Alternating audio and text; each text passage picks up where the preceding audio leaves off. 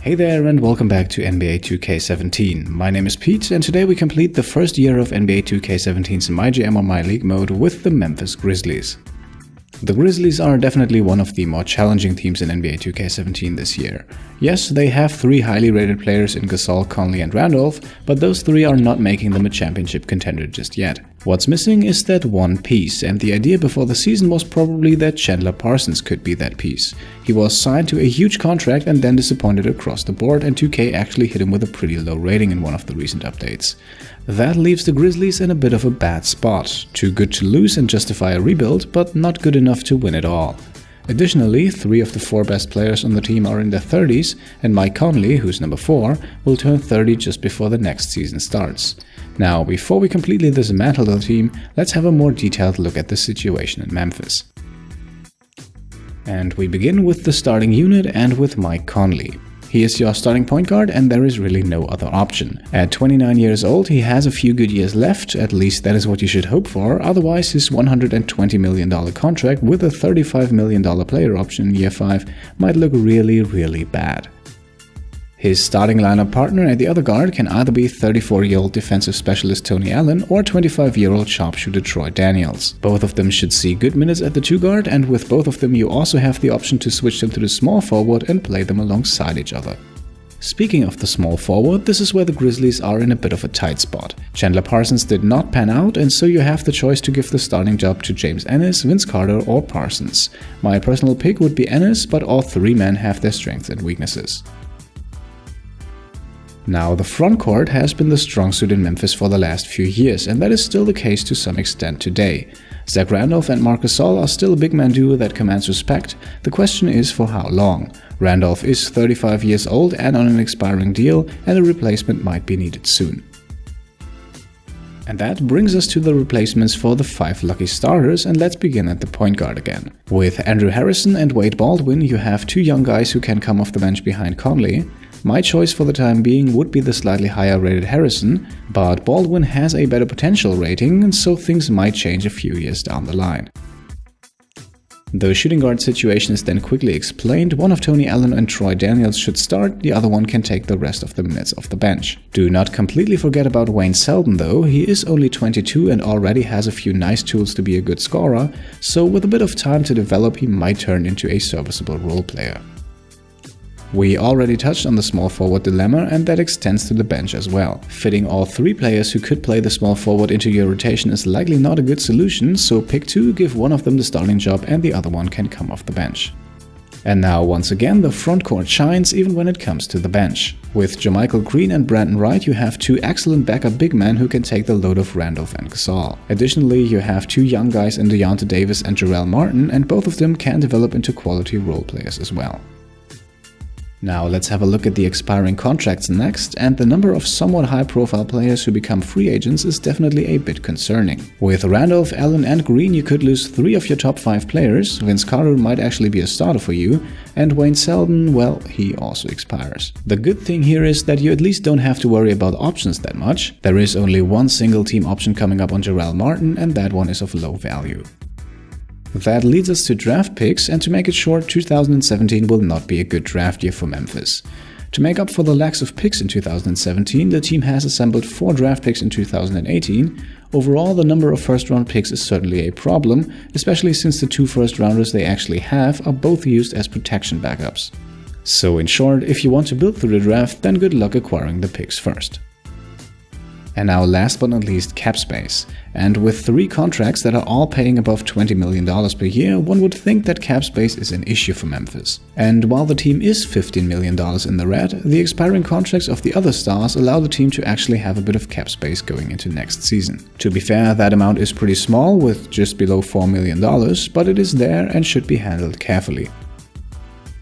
Now, normally at this point I present to you 3 key questions. With Memphis, I would rather change that to 3 key problems the Grizzlies are facing. I think that helps to outline their situation and also the challenges in the future pretty nicely. Problem number 1. One half of your stars is locked down long term with big contracts, the other half is expiring and or possibly retiring. That is obviously not a good mix, because a large portion of your salary cap is already invested and you end up with no way to replace all of the guys that might leave in free agency with the minimal amount of money you will have left. Problem number 2, JaMychal Green might put you in more financial trouble than you want to. For starters, he will soon demand a payday. Green is only 26, he might be a starting power forward once Randolph leaves or retires, and his rating certainly justifies a good contract. The only issue is, if you want to stay below the salary cap, you don't really have the cash to offer him one. For now, you can hopefully keep him on board with a qualifying offer, but as soon as somebody makes him a higher offer, you might have to make use of the bird rights and go above the cap to re-sign him, which also severely hinders your chances at getting another free agent on a contract other than a minimum deal. And problem number 3, and I think this is the most obvious one, Chandler Parsons is basically untradeable at this point. A 73 overall player with an almost $100 million contract is hard to move. Well, hard to move might be an understatement, especially since you don't have any picks to sweeten the deal with. Unless you are lucky enough to find an extremely one-sided trade offer, you could be stuck with him for the next 4 years.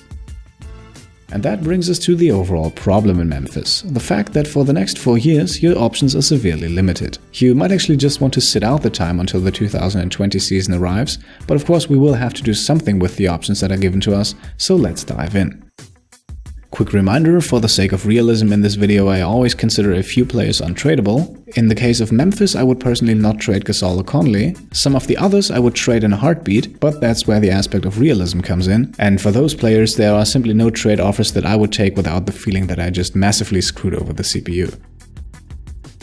At this point, I think I can also mention that we are not going to trade Chandler Parsons, because I think that is just flat out unrealistic. Sure, you will probably be able to convince a team like the Sixers to do a trade with you, but I want to keep the challenge high and the series realistic. With that decision, the overall strategy that I'm going for will be to acquire young assets at positions where we lose key players, and to be above the salary cap when the next season arrives. And now let's get into it. Here are 3 moves to make as the Memphis Grizzlies in NBA 2K17's MyGM or MyLeague mode. Move number 1. Try to trade up into the first round of the 2017 or 18 draft by using your plethora of second rounders in either Vince Carter or Wayne Selden Jr. Now let me say this, I thought very long about not making a move at all. The old guys in Memphis are pretty much all at the brink of retirement and therefore mostly untradeable, the same goes for Parsons, and the young guys could all develop into nice solid role players. If you don't find anything you like with the pieces I just mentioned, then it is absolutely fine to just more or less let the season go by and continue with the next move. To go a bit more into detail about this one, however, in 2018 and 19 you have 5 second-round draft picks combined. Chances are none of them will actually give you a player that you keep for long, so you might put a few of those picks together and try to trade up to a spot in the draft that has a bit more perspective. You can add Vince Carter, because at 39 years old he's not a building block for the future in Memphis, but I personally doubt that a team would take him on and give you a nice pick in return. Therefore, the more realistic alternative is Wayne Selden, who could be offered as a promising young talent, although it is debatable how much of that is actually true. Try to go for a first-round pick if you can, but a young up-and-comer is also a good target. I won't give you the full list of trade targets here, because with a trade as low profile as this, there is not a lot you can do wrong and the options are plenty. Just as an info, I grabbed Jack Layman from Portland.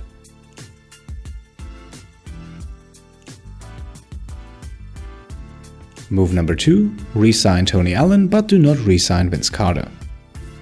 Tony Allen has the advantage of an extremely late peak, so even at 35 years old he will not decline much. That might change the year after that, but a 1-year minimum deal gives you a great defender for cheap, and with the limited options you have, that is about as much as you can ask for.